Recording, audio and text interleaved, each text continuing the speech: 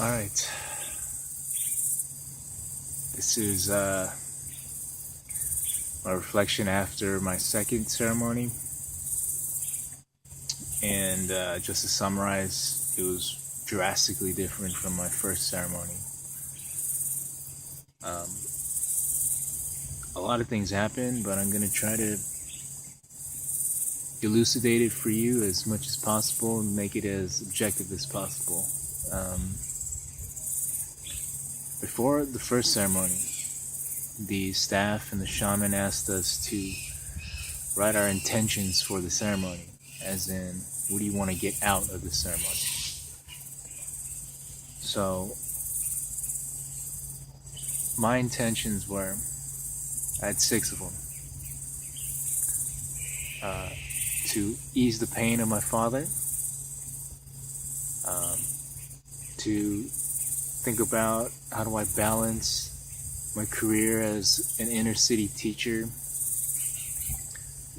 and also juggle kind of my own personal well-being.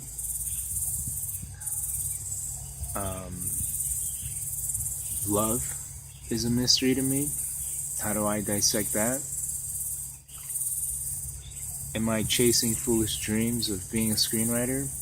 Or should I just let those dreams go? I want to make a deeper connection with God and the universe. And what's my last one? Oh, what's my future state with weed? So those are the 6 things that I wanted to address, and this was before the first ceremony took place. So in the last video, didn't really experience much, got nothing out of it.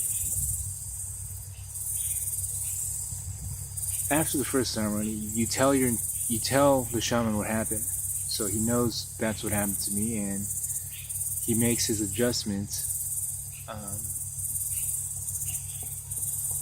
in his incantations and also in the dosage that he's going to give you for the next ceremony. So they upped the dosage. I had maybe like almost 3 times as much as what I took in the first ceremony. Alright, so I drink the cup. This time I tried not to think about anything. I closed my eyes because in the first ceremony I tried to keep them open just because they emphasized not to fall asleep. But I kept my eyes closed. And again, just like in the first ceremony, you get this uneasy heaviness, nausea, just overall discomfort. Feels like shit.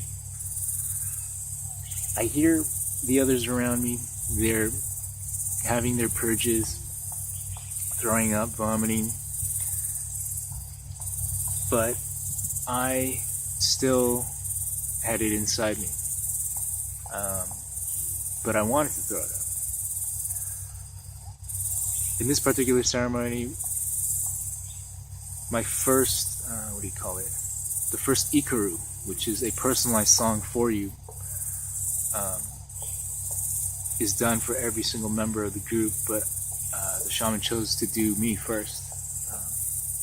But again, I went up, my head just felt heavy, felt nauseous as he sang that song, and then he was done. So again, I thought, it's just going to be like the first ceremony. Get up, walk around for a little bit. I asked one of the staff members if I should drink some water so I could just purge this up. So I drank a little bit of water, and that's actually what made me purge in the first ceremony as well. And it just kind of all came out. And the purge is so crazy to describe. It's not symbolic. You're not symbolically purging this negativity, this badness in your soul and in your mind and in your body. You're physically actually doing it. So I purged, and I purged a lot, purged my lunch, just the drink of ayahuasca is black, so just this blackness comes out of you. But again, it's not symbolic. It's actually your negativity getting released. And then as soon as the purge hit is when, things started to change. And before that, I was completely sober.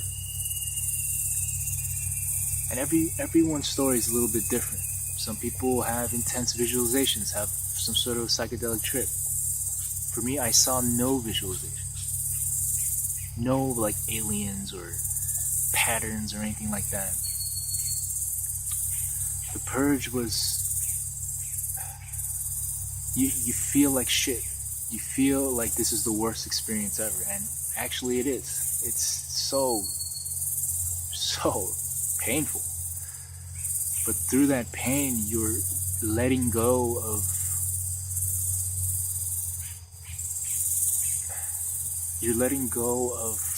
all these things that you've kind of locked into your heart that you've never released and you were too stubborn to release.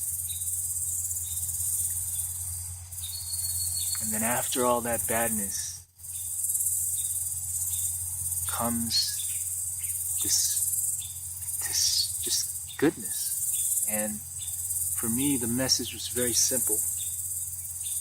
For all 6 of those problems that I mentioned, the answer is love. It was that simple. And it's something that we all know, and it's something that that I knew as well, but my entire life I've tried to suppress that love. And you could blame that on the ego. You can't really blame it on anything. But you could blame it on the ego and the superego. What society demands of you. What society demands of you of being a man. And just years and years of suppressing this love that I have, this abundant love that I have for everybody and all living things, was released and realized. And then from there, it was just like a flip book where I was just going through all the people in my lives, family and friends, and just realizing how much I fucking love them. And it's the purest type of love.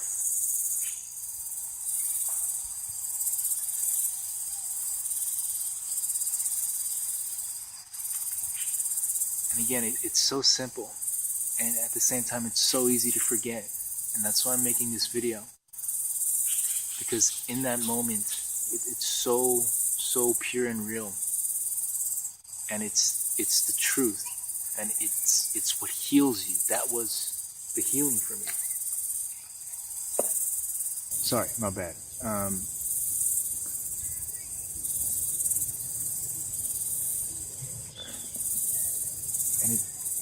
I had no idea I was gonna even confront this. I came down here just because I said, I've tried shrooms, I've tried acid. They gave me a deeper understanding of the universe, and I learned something from it.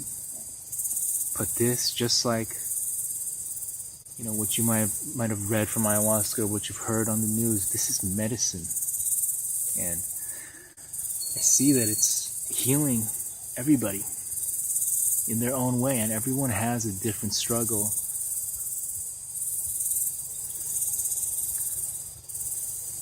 And this medicine just heals your wounds. And in terms of with weed, I've gained so much from weed. It was probably through weed that I could even make this jump to trying ayahuasca. Or it's from weed that I've gained all this knowledge about, truth and the universe and creativity and art. But I'll make this lighter.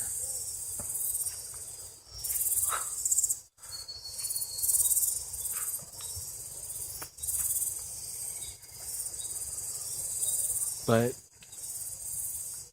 during the ayahuasca, I've realized, and again, this is just common knowledge. This is knowledge that I've had inside me, but it was pulled out. So you don't need weed anymore. You've gained everything you can. There's nothing more to gain. So I'm done with marijuana.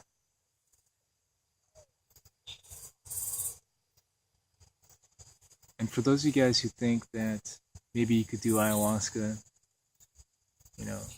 in your city, or just do it with your group of friends and treat it like it's some sort of drug, it's a completely different, it's in a completely different universe. It's literally a medicine, and these shamans, their goal is literally to heal you. And without the shaman, without his ikarus and his and the songs that he sings, I know it sounds fucking silly, but that's part of the process of this medicine. And this has been going on for 200 years in these aboriginal regions of Peru and South America, and that's what works. And it's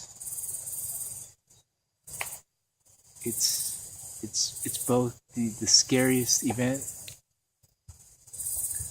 and also the most insightful and blissful event happening in the same night. And I'm scared of what I'm gonna purge in this third ceremony. I'm scared of that, but I'm also gonna welcome the healing that comes from it, and just learning how to be a better person. At the end of the day, it's just being true to yourself. But so many people can say that and not actually live it. And this medicine just kicks you in your butt and tells you, hey, bro, you're gonna stop doing these negative things to your body. You're gonna stop giving yourself this unnecessary suffering.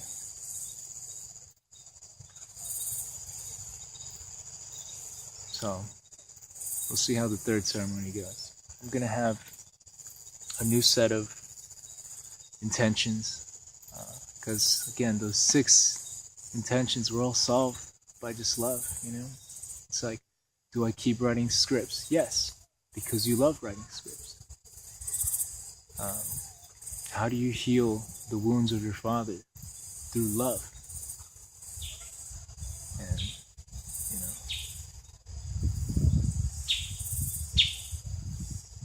it was amazing.